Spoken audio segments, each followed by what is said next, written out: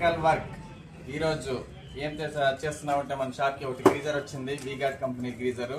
దీన్ని రిపేర్ చేయాలి. Actually remove చేస్తాను ఆల్రెడీ ఇంతకుముందే, మరి ఒకసారి మీకు ఒకసారి చూపిస్తామనే ఉద్దేశంతోన మరి ఇంకొకసారి చేస్తాను.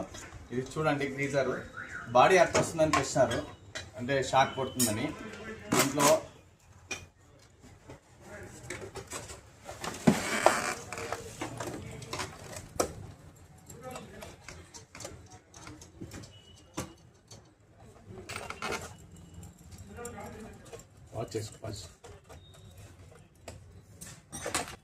కలెక్షన్లు అన్నీ తీసేసిన ఆల్రెడీ, మీకు చూపిస్తామని చేస్తా. మళ్ళీ ఫిట్టింగ్ చేసేటప్పుడు కలెక్షన్స్ ఎలా ఇచ్చేది అనేది చూపిస్తా. ఇది ప్రస్తుతానికి తీసా.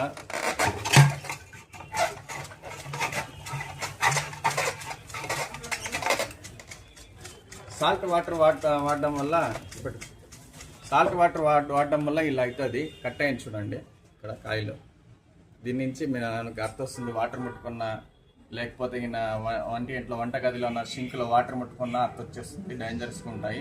కాబట్టి మనం చూసి వాడుకోవాలి. ఇది చెప్పాలి. ఫస్ట్ చూడండి, దీంట్లో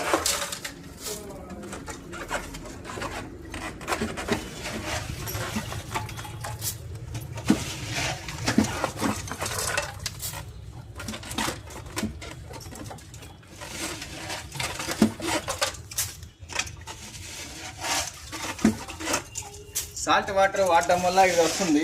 మామూలుగా సాల్ట్ వాటర్ వాడే వాళ్ళు ఎక్కువగా వాడుతూ అంటే 2 ఇయర్స్కి ఒకసారి మనం గ్రీజర్ క్లీన్ చేయించుకుంటా ఉంటే, ఇట్లా క్లీన్ చేయించుకుంటే కాయిల్ వేసే పని ఉండదు.